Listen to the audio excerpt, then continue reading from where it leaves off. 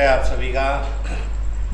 कुछ दिनों के विराम के बाद फिर से हम लोग ह्यूमन रिप्रोडक्शन वाला जो अपना चैप्टर चल रहा था एनसीईआरटी की और राजस्थान माध्यमिक शिक्षा बोर्ड की कक्षा 12 की बायोलॉजी की फर्स्ट यूनिट का थर्ड चैप्टर। इस चैप्टर में अब तक हमने एक वीडियो में हमने मेल रिप्रोडक्टिव सिस्टम के बारे में अध्ययन किया, दूसरे वीडियो में हमने फीमेल रिप्रोडक्टिव सिस्टम के बारे में पढ़ा, तीसरा वीडियो जो हमारा था वो स्पर्मेटोजेनेसिस पर था और चौथा वीडियो जो इससे पहले वाला था वो था oogenesis पर, अंडजनन पर।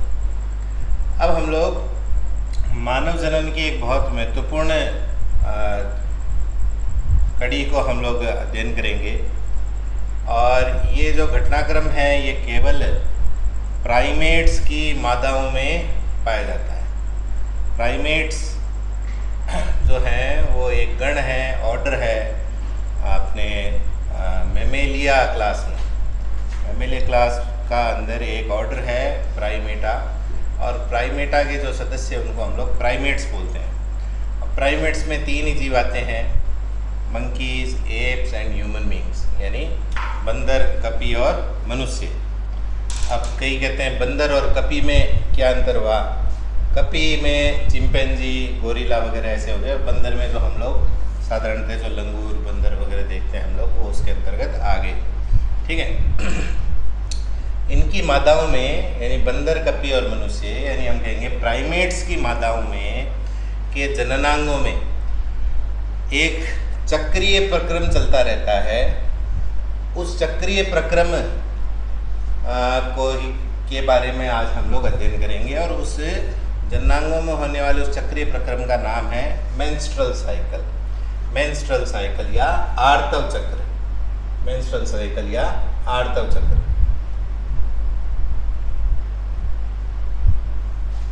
हिंदी में इसको बोलते हैं आर्तव चक्र। एक नाम और इसका ऋतुस्राव चक्र हिंदी में, इंग्लिश में एक ही नाम है मेंस्ट्रुअल साइकिल। और ये सिर्फ किस में होते हैं, प्राइमेट्स की फीमेल्स में। प्राइमेट्स, और प्राइमेट्स का अर्थ बताया मैंने आपको कि जो प्राइमेटा ऑर्डर है मेमेलिया क्लास में, हम लोग स्तनधारी में मेमेलिया में आते हैं क्लास में, और हमारे इस ऑर्डर का नाम एक है प्राइमेटा। उस प्राइमेटा के जो सदस्य हैं उनको बोलते हैं प्राइमेट्स। और प्राइमेट्स में जैसे आपको बताया कि सिर्फ तीन प्रकार के ही जंतु आते हैं, जिसमें मनुष्य है, कपी है यानी एप्स, और तीसरे हैं बंदर। ये तीनों इसमें आते हैं। इनकी मादाओं में जो चक्रीय प्रक्रम जिन इनके जननांगों में पाया जाता है उसके लिए नाम आता है मेंस्ट्रुअल साइकिल। नॉन प्राइमेट्स जो होते हैं यानी इनके अलावा जो स्तनधारी हैं, जैसे जिसमें सभी आते हैं, शेर है, चीता है, बाघ, बकरी, हाथी है, वेल है, गाय, भेड़, भैंस, बकरी, जितने भी हैं, इन सब में जो जनन संबंधी जो चक्र पाया जाता है, चक्रीय प्रक्रम पाया जाता है, उसके लिए आता है एस्ट्रस साइकिल। उसके लिए नाम देते हैं एस्ट्रस साइकिल। ये मेंस्ट्रुअल साइकिल और वो है एस्ट्रस साइकिल। फर्स्ट चैप्टर जो था अपना उसमें भी इसका उल्लेख है और हिंदी एडिशन में मैंने कहा क्योंकि इसकी स्पेलिंग ओ से शुरू होती है इसलिए हिंदी में इसको ओ एस्ट्रस लिखा हुआ है। एक को मध्य चक्र, एक को रज चक्र भी ऐसे बोलते हैं। अलग अलग नाम है हिंदी में पर्यायवाची के रूप में, लेकिन अंग्रेजी में एक एक नाम है। मेंस्ट्रुअल साइकिल जो प्राइमेट्स की फीमेल्स में और नॉन प्राइमेट्स की फीमेल में होने वाले जो साइक्लिक जो चेंजेस है उनके जननांगों में, गोनेड्स में और या उनके रिप्रोडक्टिव सिस्टम में, उसके लिए नाम है मेंस्ट्रुअल साइकिल। तो आज हम लोग पढ़ रहे हैं मेंस्ट्रुअल साइकिल के बारे में। ठीक है, आगे बढ़ते हैं। मेंस्ट्रुअल साइकिल की शुरुआत मनुष्य में, लड़कियों में प्यूबर्टी स्टेज जब प्रारंभ होती है तब होता है, जब उनकी प्यूबर्टी होती है। प्यूबर्टी पिछले वीडियोस में भी हमने चर्चा की। प्यूबर्टी मतलब हिंदी में बोलते हैं यौवनारंभ, यौवन का आरंभ। लड़कों में प्यूबर्टी होती है 14 से 16 वर्ष की आयु में प्रारंभ मानी जाती है, लड़कियों में 12 से 14 वर्ष की आयु। तो 12 से 14 वर्ष की आयु के मध्य में सामान्यतया लड़कियों में प्रथम बार इस मेंस्ट्रुअल साइकिल की शुरुआत होती है और इसका प्रतीक है जननांगों से रक्त का स्राव होना। शरीर से रक्त बाहर निकलता है, बाह्य जननांगों के माध्यम से शरीर से रक्त बाहर निकलता है, वो इसकी पहचान है कि मेंस्ट्रुअल साइकिल की शुरुआत हुई है। प्रथम बार जब मेंस्ट्रुअल साइकिल की शुरुआत होती है किसी भी बालिका में, तो उसके लिए नाम आता है मेनार्क। और ये शुरू होता है प्यूबर्टी पर, और प्यूबर्टी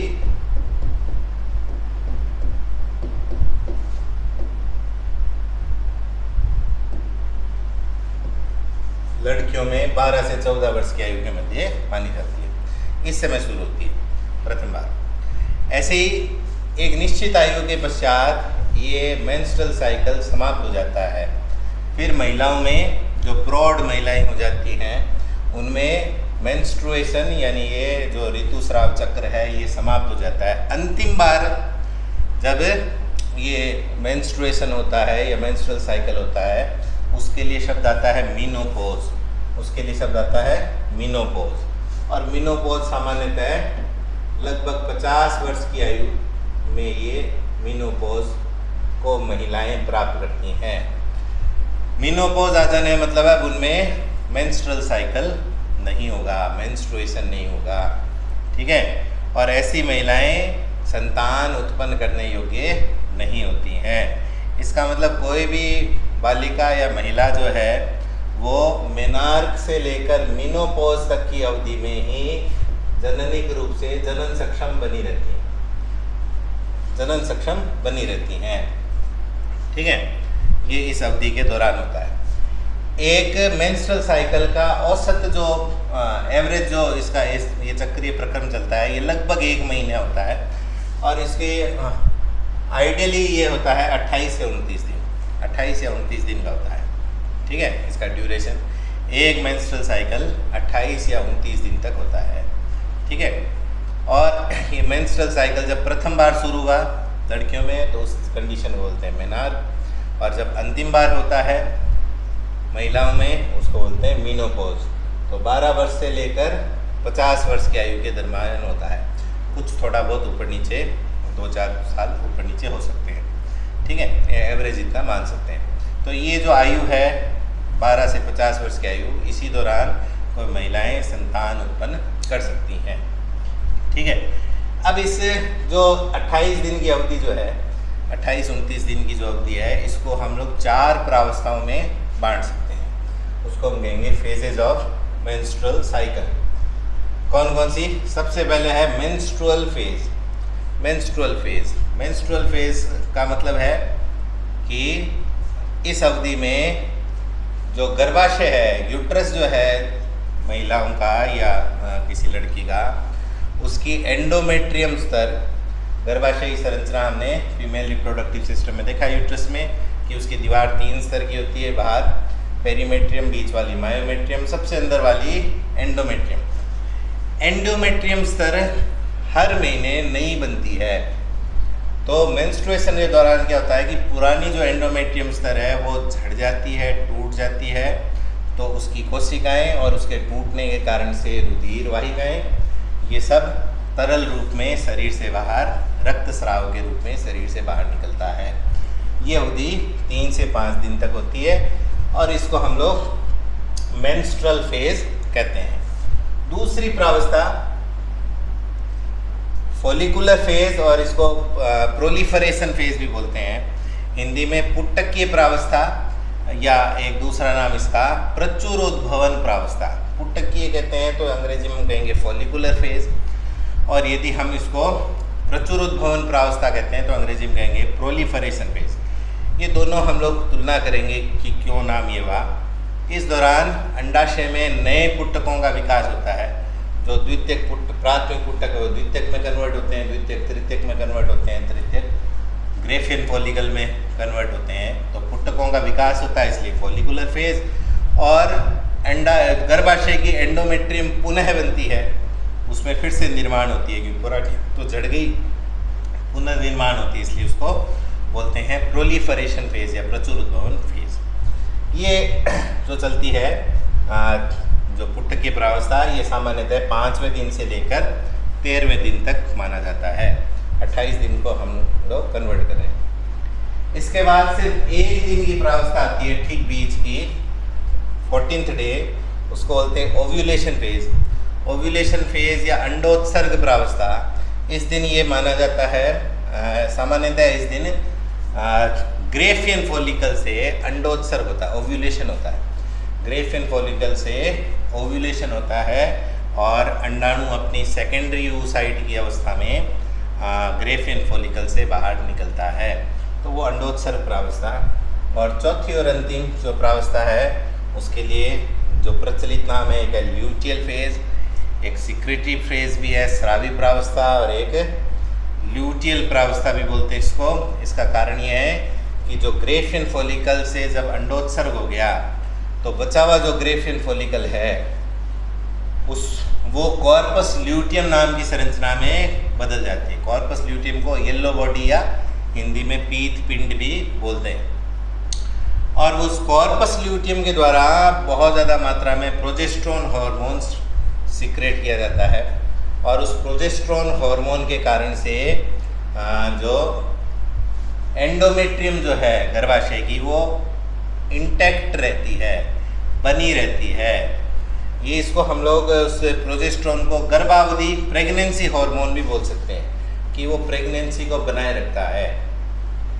ठीक है, अब इसको हम लोग और ज़्यादा अच्छी तरीके से, ये चलता है अगले मेंस्ट्रुअल साइकिल प्रारंभ होने तक, या तो 28वें दिन तक, या नेक्स्ट जो मेंस्ट्रुअल साइकिल होगा उसके प्रारंभ होने तक ये जारी रहेगी। ये ल्यूटियल फेज, इसको और अच्छे तरीके से एक डायग्राम के द्वारा हम लोग देखते हैं जो आपकी बुक में है, कि इस पूरे घटनाक्रम के दौरान क्या क्या परिवर्तन होते हैं, ये सबको इस डायग्राम में समराइज किया गया है। बहुत ही महत्वपूर्ण डायग्राम है। इसमें 4 चीज़ें दिखाई गई है ग्राफ के रूप में। नीचे की तरफ ये डेज है, 1 एक एक छोड़ के 2 3 4 5 6 7 ऐसे करके 29th डे, जिसको हम फर्स्ट डे भी मान सकते हैं, इसलिए 29/1 लिखा है, जिसको हम प्रथम दिन, अगले मेंस्ट्रुअल साइकिल का प्रथम दिन मान सकते हैं। ठीक है, 29वां दिन न कह के उसको अगले मेंस्ट्रुअल साइकिल का पहला दिन कह सकते हैं, इसलिए 29/1 लिखा है इसका। साइड में यदि देखें तो 4 चीज़ें दिखाई गई है। सबसे पहले नीचे गर्भाशय की दीवार में एंडोमेट्रियम में क्या परिवर्तन होता है, ये एंडोमेट्रियम स्तर दिखाया गया है, इसलिए इधर लिखा है यूट्राइन इवेंट्स, यूट्राइन इवेंट्स। फिर इधर अंडाशय द्वारा स्रावित हार्मोन्स में क्या परिवर्तन होता है, जैसे ये लाइन सीधी चल रही, इसका मतलब इसके प्रोजेस्टेरोन के स्राव में कोई परिवर्तन नहीं हुआ है ना, और फिर ये बढ़ रहा है तो इसका मतलब प्रोजेस्टेरोन के स्राव में परिवर्तन हो रहा है। अब जैसे 21वें दिन बहुत ज़्यादा दिख रही है ना, अलग अलग। ऐसे ये एस्ट्रोजन को दिखाया गया ब्लू लाइन से, तो एस्ट्रोजन पहले स्टैटिक है, स्थिर है, फिर एस्ट्रोजन की मात्रा बढ़ रही है, यहाँ पे एस्ट्रोजन बढ़ गया, फिर वापस घट गया। ये परिवर्तन ओवेरियन हार्मोन्स में की जो मात्रा है, स्तर है, उसमें दिखाया गया। फिर जो तीसरा जो पोर्शन है, ये अंडाशय में क्या परिवर्तन हो रहा है। अंडाशय में पुटकों के अंदर अंडाणु का विकास होता है अंडजनन की प्रक्रिया में, हमने oogenesis की प्रक्रिया में, और फीमेल रिप्रोडक्टिव सिस्टम वाली वीडियो में हमने इसका विस्तार से हमने देखा था। भाई ये डेवलपिंग फॉलिकल्स दिखा रहे हैं, मैच्योर फॉलिकल मतलब ग्रेफियन फॉलिकल ये है, ये अंडोत्सर्ग हुआ, ये कॉर्पस ल्यूटियम बना, ये सब। और ऊपर ही ऊपर लिखाया जा रहा है कि पिट्यूटरी हार्मोन लेवल्स क्या है। पीयूष ग्रंथि जो गोनेडोट्रोपिन्स सीक्रेट करते हैं, गोनेडोट्रोपिन्स में 2 होते हैं, FSH और LH, उनकी लेवल में क्या परिवर्तन हुआ है ये दर्शाया गया है। तो 4 चीज़ें एक साथ में दिखाई गई है। पीयूष ग्रंथि के हार्मोन के स्तर में परिवर्तन, FSH को दिखाया गया है रेड कलर से, LH को दिखाया गया है ब्लू कलर से। फिर ये ओवेरियन इवेंट्स दिखाया गया है, यानी ओवेरी के अंदर जो फॉलिकल्स वगैरह डेवलप होते हैं उनमें क्या परिवर्तन हुआ, कॉर्पस ल्यूटियम बना वगैरह, वो सब दिखाया दिया गया है। तीसरे में दिखाया गया है कि अंडाशय द्वारा स्रावित हार्मोन्स में क्या परिवर्तन हो रहा है। अंडाशय एस्ट्रोजन और प्रोजेस्टेरोन सीक्रेट करता है, उसके बारे में। और नीचे नीचे गर्भाशय की दीवार जो कि एंडोमेट्रियम है, उसमें क्या परिवर्तन हो रहा है, ये एंडोमेट्रियम टूट रही है, फिर उसके बाद में वापस बन रही है, ये सब परिवर्तन दिखाया है। बोर्ड एग्जाम के लहजे से भी देखें तो ये क्वेश्चन मेंस्ट्रुएशन का बड़ा क्वेश्चन भी आया हुआ है, इसका आता है। तो इसमें ये डायग्राम तो बनाना ही पड़ता है, फिर इसकी फेजेस का वर्णन करना पड़ता है। नीट की दृष्टि से भी इसमें बहुत छोटे छोटे कुछ ऐसी बातें उभर कर आती है जो कि मल्टीपल चॉइस क्वेश्चंस, जिसको आजकल हम लोग MCQs बोलते हैं। बहुत सारे MCQs बनते हैं इस टॉपिक के अंतर्गत, तो काफ़ी महत्वपूर्ण है नीट की दृष्टि से भी और अपने 12th क्लास के भी दृष्टि से भी, और अपने इस नॉलेज की दृष्टि से भी बहुत महत्वपूर्ण है। क्यों इसके संबंध में, इस मेंस्ट्रुएशन मेंस्ट्रुअल साइकिल के संबंध में बहुत सारी भ्रांतियाँ रहती हैं दिमाग में, तो वो भी इसमें हम लोग क्लियर करने का कोशिश करेंगे। ठीक है, तो हम लोग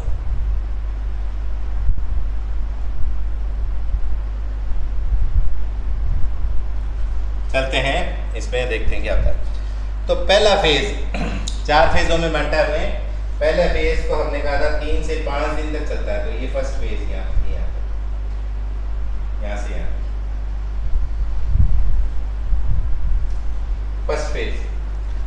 फर्स्ट फेज का नाम था मेंस्ट्रुअल फेज। मेंस्ट्रुअल फेज में क्या होता है कि एंडोमेट्रियम स्तर टूटती है, इसलिए देखो ये गर्भाशय की दीवार नीचे आ रही है, और गर्भाशय की दीवार एंडोमेट्रियम जो है वो टूट रही है। इसके कारण से उसकी कोशिकाएं, उसमें रक्त वाहिकाएं बहुत ज़्यादा मात्रा में ब्लड सप्लाई रहती है वहाँ पे, ताकि क्योंकि जो भ्रूण का जो रोपण होगा, जो एम्ब्रियो का इम्प्लांटेशन होगा, एम्ब्रियो इस एंडोमेट्रियम की दीवार के अंदर ही समा जाता है, और इस एंडोमेट्रियम से ही उसको सब कुछ पोषण वगैरह मिलने के लिए जो प्लासेंटा बनना है, वो उसका सबसे बड़ा योगदान जिसकी ज़्यादा योगदान है वो क्या है, एंडोमेट्रियम लेयर है। इसलिए यहाँ पे ब्लड वेसल्स बहुत ज़्यादा होती हैं, तो वो सब टूटती हैं तो रक्त स्राव होता है, इसलिए रक्त के रूप में दिखा है, इसको लिखा है मेंसेस लिखा है इसका, है ना। ये रक्त स्राव हुआ है, ये 5 दिनों तक चलता है। इस दौरान अन्य में कोई विशेष परिवर्तन नहीं होता। एस्ट्रोजन प्रोजेस्टेरोन दोनों ही अपने न्यूनतम स्तर है। आपको पता है एस्ट्रोजन का स्राव फॉलिकल्स करते हैं और प्रोजेस्टेरोन का स्राव कॉर्पस ल्यूटियम करता है। तो यहाँ पे अंडाशय में अभी फॉलिकल्स कोई बड़े हो नहीं रहे हैं, इसलिए एस्ट्रोजन भी सीमित मात्रा में है और कॉर्पस ल्यूटियम उस ओवेरी में है नहीं, इसलिए प्रोजेस्टेरोन बिल्कुल भी नगण्य रूप में है। प्रोजेस्टेरोन देखो यहाँ तक 14th डे तक स्टैटिक है, नगण्य है ही नहीं। क्यों? क्योंकि प्रोजेस्टेरोन का स्राव ये करता है कॉर्पस ल्यूटियम, ये करता है, तब प्रोजेस्टेरोन का स्राव बढ़ रहा है। ठीक है, फिर ये फॉलिकल्स वगैरह भी कोई डेवलप नहीं हो रहे हैं और इसमें भी पिट्यूटरी हार्मोन के भी लेवल में कोई विशेष परिवर्तन नहीं हुआ। तो मेंस्ट्रुअल फेज में इतना ध्यान रखना है कि एंडोमेट्रियम स्तर टूट गई। क्यों टूटी? क्योंकि जो ओव्यूलेशन उससे पहले वाले मेंस्ट्रुअल साइकिल में हुआ था, उस जो ओवम रिलीज हुआ था, उस ओवम जो है उसका निषेचन नहीं हुआ था, फर्टिलाइजेशन नहीं हुआ था और किसी भी प्रो एम्ब्रियो का निर्माण नहीं हुआ था, भ्रूण का निर्माण नहीं होता, इसलिए फर्टिलाइजेशन नहीं होने के कारण से ये टूट गई। क्यों? क्योंकि फर्टिलाइजेशन नहीं हुआ तो कॉर्पस ल्यूटियम नष्ट हो गया था, इसलिए। ठीक है, अगला जो प्रावस्था है उसका देखो ये नाम 5वें दिन से लेकर हम लोग चलेंगे 13th डे तक और इसका नाम दिया इसने फॉलिकुलर फेज या प्रोलिफरेशन फेज। फॉलिकुलर फेज या प्रोलिफरेशन फेज। अब ये दोनों नाम क्यों पड़ा? प्रोलिफरेशन फेज को हिंदी में बोलते हैं प्रचुरोद्भवन प्रावस्था। प्रचुरोद्भवन का अर्थ या प्रोलिफरेशन का अर्थ है कि यूट्राइन वाल वापस बनने लगती है। जो टूट गई थी एंडोमेट्रियम स्तर, वो उसका वापस मरम्मत हो रही है उस दीवार की। एंडोमेट्रियम स्तर फिर से थोड़ी थोड़ी बड़ी होती जा रही है, मोटी होती जा रही है। तो एंडोमेट्रियम स्तर का नव निर्माण होता है, नई कोशिकाएं वहाँ पे बनती है, रक्त केशिका केशिकाएं और ब्लड वेसल्स और वहाँ पे नहीं बनती हैं। ठीक है, तो एंडोमेट्रियम स्तर वापस नहीं जनरेट हो रही, इसलिए इसका नाम हिंदी में दे दिया प्रोलीफरेटिव फेज या प्रोलीफरेशन फेज। और दूसरा नाम इसका फॉलिकुलर फेज बोला है, क्यों? क्योंकि अंडाशय में फॉलिकल्स जो पुटक है उनका विकास हो रहा है। ये द्वितीयक पुटक, द्वितीयक कन्वर्ट हुआ, तृतीयक पुटक में तृतीयक कन्वर्ट हुआ, परिपक्व पुटक लिखा है मैच्योर फॉलिकल, जिसको हम लोग ग्रेफियन फॉलिकल कहते हैं। तो उस ग्रेफियन फॉलिकल में कन्वर्ट हुआ है। ठीक है, ग्रेफियन फॉलिकल, फॉलिकल्स का विकास होता है द्वितीयक, तृतीयक में, तृतीयक, चतुर्थ में। आपने पढ़ा है कि प्राथमिक पुटकों की संख्या, प्राइमरी फॉलिकल्स की संख्या जन्म के बाद नहीं बढ़ती है, और प्यूबर्टी के समय दोनों अंडाशय में लगभग 70,000, 60 से 80,000, हम लोग एवरेज 70,000 निकाल लेते हैं। एक ओवेरी में 70,000, दूसरे ओवेरी में 70,000 औसतन प्राइमरी फॉलिकल्स होते हैं। उनकी संख्या में नहीं बढ़ोतरी होती। ये प्राइमरी, सेकेंडरी में, सेकेंडरी टर्सरी में, टर्सरी ग्रेफियन फॉलिकल में कन्वर्ट होते रहते हैं। तो फॉलिकल्स का विकास हो रहा है, इसलिए इसका नाम हो गया फॉलिकुलर फेज। एंडोमेट्रियम स्तर का वापस निर्माण हो रहा है, इसलिए नाम क्या हो गया? प्रोलीफरेटिव फेज या प्रोलीफरेशन फेज। अब इस दौरान हार्मोनल चेंजेस देखते हैं। फॉलिकल्स जो है वो एस्ट्रोजन सिक्रेट करते हैं। एस्ट्रोजन का स्रावण कौन करते हैं? फॉलिकल करते हैं। जितना बड़ा फॉलिकल उतना ही ज़्यादा एस्ट्रोजन का स्राव होगा। तो ग्रेफियन फॉलिकल सबसे ज़्यादा करता है, इसलिए देखो एस्ट्रोजन का लेवल थोड़ा थोड़ा बढ़ रहा है, और जहाँ ये मैच्योर फॉलिकल आ गया यानी ग्रेफियन फॉलिकल आ गया, वहाँ पे एस्ट्रोजन का लेवल और बढ़ गया, एस्ट्रोजन का लेवल और बढ़ गया। ठीक है, एस्ट्रोजन का स्तर बढ़ गया। अब ये फॉलिकल्स का डेवलपमेंट होता है एफएसएच के कारण से, एफएसएच के कारण से। तो शुरू में एफएसएच ज़्यादा था, बाद में थोड़ा कम हुआ। तो इस एफएसएच बाद में कम क्यों हुआ? क्योंकि आपने पढ़ा है वो नेगेटिव फीडबैक, आप लोग पढ़ते हैं नेगेटिव फीडबैक, जो हमने हार्मोनल रेगुलेशन का हमने पढ़ा था इस oogenesis के साथ में, और ऐसे ही मेल रिप्रोडक्टिव में भी हमने हार्मोनल रेगुलेशन पढ़ा था। उसमें हमने देखा नेगेटिव फीडबैक मतलब एक की मात्रा बढ़ती है तो दूसरी मात्रा घटती है। एस्ट्रोजन बढ़ने लग गया तब एफएसएच घटने लग गया एक बार। ठीक है, तो इसलिए एलएच की मात्रा स्थिर है, एलएच की मात्रा स्थिर है। अब हम लोग आते हैं तीसरी प्रावस्था पर। तीसरी प्रावस्था 14th डे चलती है। अभी इसमें डायग्राम में हम लोग थोड़ा सा देखो एक कमी निकालते हैं। एक के ग्राफ में देखते हैं, एक फिर 2 की जगह छोड़कर 3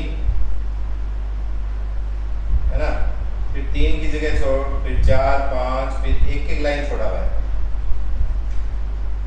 8, ये 9, सॉरी ये 10, 11, ये 12, यहाँ पे आना चाहिए 14, यहाँ पे 2 लाइन छोड़ दी है, फिर 16 है, 18 है, 20 ऐसे चलेगा। 2 जगह छोड़ दी, तो ये 2 की जगह नहीं छूटनी थी, एक जगह ही होना चाहिए। अब ये जो लाइन है ना, इसलिए अपनी ये कहानी थी ठीक मिड में, ठीक मिड में आएगी, तो सीधा 14th डे पर आएगा। इस 14th डे को हम लोग बोलते हैं ओव्यूलेटरी फेज। ओव्यूलेटरी फेज, अंडोत्सर्ग प्रावस्था। क्यों बोलते हैं? इसके कारण से बोलते हैं कि जो ग्रेफियन फॉलिकल था ये इस दौरान फट जाता है। अंग्रेजी में इसके लिए बोलते हैं कि ग्रेफियन फॉलिकल रप्चर्स। तो रप्चर मतलब फूट जाना, और उसके कारण से जो अंडाणु है वो बाहर निकल आएगा। ये अंडाणु वास्तव में ओवम ने होकर ये सेकेंडरी oocyte स्टेज में है, जो कि अपने सेकेंड मियोसिस सेकेंड में रुका हुआ है। ठीक है, तो ये ओव्यूलेशन हुआ। अब ओव्यूलेशन का कारण क्या हुआ? कारण हुआ हार्मोन। इस दौरान देखो इस 14th डे में LH और FSH और एस्ट्रोजन ये तीनों अपने अधिकतम स्तर पर है, तीनों अपने अधिकतम स्तर पर है।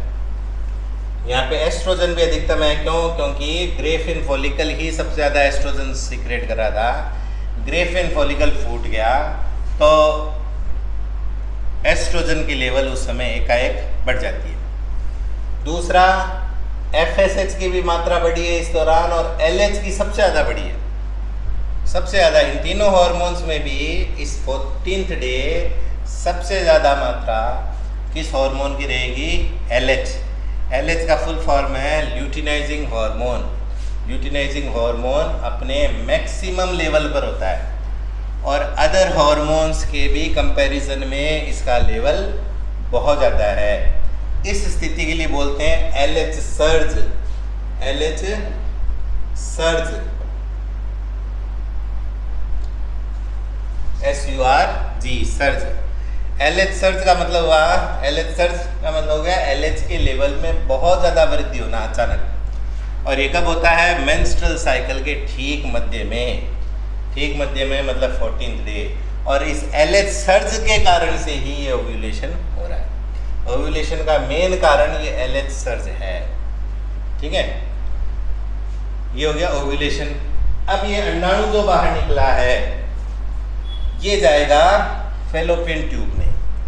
ये चला गया फेलोपियन ट्यूब में। फेलोपियन ट्यूब में शुरू में इनफंडिबुलम में वो फिंगर लाइक प्रोजेक्शंस जिनको हम लोग फिम्बरी बोलते हैं, उस फिम्बरी ने इस ओवम को ले लिया।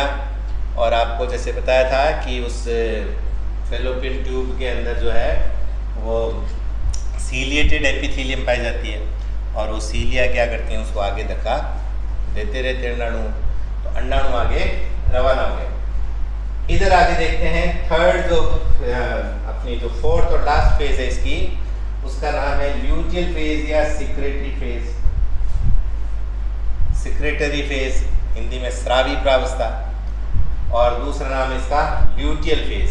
ल्यूटियल फेज, सिक्रेटरी फेज इसलिए बोल रहे हैं क्योंकि इस दौरान यानी 14वें दिन से लेकर अगले मेंस्ट्रुअल साइकिल प्रारंभ होने तक 14th डे से, या हम कहेंगे 15th डे से, 14th डे तो वो हो गया ओव्यूलेशन, 15th डे से अगले मेंस्ट्रुअल साइकिल के प्रारंभ होने तक का जो टाइम है उसके लिए दो नाम है, ल्यूटियल फेज या सिक्रेटरी फेज। ल्यूटियल फेज इसलिए बोलते हैं कि इस दौरान जो ग्रेफियन फॉलिकल जो खाली हो गया था वो किस में कन्वर्ट हो गया? कॉर्पस ल्यूटियम में। और कॉर्पस ल्यूटियम बहुत ज़्यादा मात्रा में प्रोजेस्टेरोन स्रावित करता है, इसलिए देखो प्रोजेस्टेरोन जो कि 0 चल रहा था वो एकाएक बहुत ज़्यादा बढ़ गया, ये प्रोजेस्टेरोन बढ़ गया। और ये प्रोजेस्टेरोन जो है इसको हम कहते हैं प्रेगनेंसी रिटेनिंग हार्मोन। ये गर्भावस्था को बनाए रखने वाला हार्मोन है। ये एंडोमेट्रियम की दीवार देखो सबसे ज़्यादा मोटी हो गई यहाँ पे, और इस एंडोमेट्रियम की दीवार को, एंडोमेट्रियम की लेयर को तोड़ने से बचाता है। जब तक कॉर्पस ल्यूटियम है तब तक प्रोजेस्टेरोन स्रावित रहेगा, और जब तक प्रोजेस्टेरोन स्रावित होता रहेगा तब तक एंडोमेट्रियम स्तर नहीं टूटेगी, तब तक एंडोमेट्रियम स्तर नहीं टूटेगी। ठीक है, जैसे ही कॉर्पस ल्यूटियम खत्म, नष्ट हो गया, रिग्रेसिंग कॉर्पस ल्यूटियम यानी कॉर्पस ल्यूटियम नष्ट होकर कॉर्पस एल्बिकेंस में बदल रहा है, तो वैसे ही क्या हुआ? ये नीचे प्रोजेस्टेरोन नीचे, एस्ट्रोजन ऊपर। क्यों? एस्ट्रोजन ये फॉलिकल्स फिर से डेवलप होना शुरू हो जाते हैं। जैसे ही प्रोजेस्टेरोन नीचे वैसे ही ये जो एंडोमेट्रियम लेयर है, यूट्राइन वाल जो है, गर्भाशय की दीवार जो है वो वापस नीचे। क्यों? क्योंकि एंडोमेट्रियम टूट गई तो फिर से रक्तस्राव, तो अगला मेंस्ट्रुअल साइकिल प्रारंभ। अब बात ये है कि ये कॉर्पस ल्यूटियम नष्ट क्यों होता है, कब होता है? कॉर्पस ल्यूटियम नष्ट तब होगा जब ये जो बाहर जो अंडाणु निकला था और फेलोपियन ट्यूब में गया है, यदि वहाँ पे उसका निषेचन नहीं हुआ तो कॉर्पस ल्यूटियम कुछ समय बाद नष्ट हो जाता है। ये जनरली होता है 26वें 27वें दिन के आसपास। ठीक है, और कॉर्पस ल्यूटियम के नष्ट होने के कारण से प्रोजेस्टेरोन का स्राव कम हो गया या नगण्य हो गया। प्रोजेस्टेरोन कम होते ही एंडोमेट्रियम टूटना शुरू हो जाती है, और एंडोमेट्रियम टूटना प्रारंभ होते ही शरीर से रक्तस्राव होना, जननांगों से रक्तस्राव होना प्रारंभ हो जाता है। ठीक है, यदि कॉर्पस ल्यूटियम, यदि इस ये जो ओव्यूलेशन जो हुआ था, इस अंडाणु का जो निकास हुआ था, इसका फेलोपियन ट्यूब में निषेचन हो गया, फर्टिलाइजेशन हो गया, तो कॉर्पस ल्यूटियम बना रहता है। कॉर्पस ल्यूटियम बना रहता है तो प्रोजेस्टेरोन अपने अधिकतम स्तर पर बना रहता है, प्रोजेस्टेरोन का स्राव जारी रहता है। प्रोजेस्टेरोन का स्राव जारी रहेगा तो एंडोमेट्रियम भी ऐसे ही बनी रहेगी, एंडोमेट्रियम नहीं टूटेगी।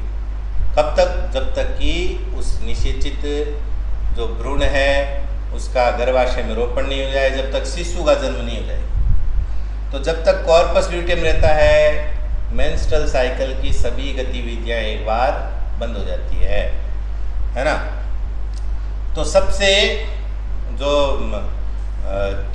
इरेगुलर जो प्रावस्था इन चारों में से जो फिक्स नहीं है कितनी अवधि की होगी, कितने दिनों तक चलेगी, वो एक प्रकार से ही है ल्यूटियल फेज, है ना।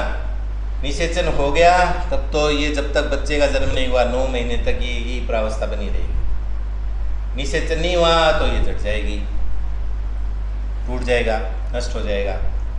तो ये चारों प्रावस्थाओं में आपको मैंने ये समझाया है इसका मेंस्ट्रुअल साइकिल के बारे में, मेंस्ट्रुएशन के बारे में, और ये आपको ये भी बताया है कि बोर्ड एग्ज़ाम की दृष्टि से भी महत्वपूर्ण है, और अपने नीट के लिए भी इसमें छोटी छोटी बहुत सारी चीज़ें आप क्या ही है, कौन सी प्रावस्था कितने दिन की होती है, कौन सा हार्मोन अपने अधिकतम लेवल में किस फेज़ में होगा, प्रोजेस्टेरोन किस फेज़ में अधिकतम लेवल पर होगा, तो ल्यूटियल फेज़ हो गया, है ना। ओव्यूलेशन किस डे में होता है? जनरली 14th डे में होता है। और LH की मात्रा सबसे ज़्यादा कब होती है? ओव्यूलेटरी फेज़ के दौरान या 14th डे। ऐसे छोटे मोटे बहुत सारे क्वेश्चंस इसमें बनते हैं, ठीक है। उम्मीद है आपको ये वीडियो पसंद आया होगा। इसको पढ़ें, इसका अध्ययन करें, साथ में बुक भी देखें और तैयारी करते रहें। और संभावना है कभी भी विद्यालय खुल सकती है, जैसे विद्यालय खुलेंगे अपने ये क्लासेस को ऑफ करेंगे और आपको जो भी शिक्षक पढ़ा रहे फिर भी ये मैं वीडियोस आपके लिए शेयर करता रहूँगा, आप पढ़ते रहे। अगले वीडियो में हम लोग फर्टिलाइजेशन और इम्प्लांटेशन के बारे में पढ़ेंगे, प्रारंभिक भ्रूणीय विकास पर हम लोग चर्चा करेंगे। 2 और वीडियो इस चैप्टर को रिलेटेड होंगे और तब जाके ये चैप्टर अपना खत्म होगा। धन्यवाद।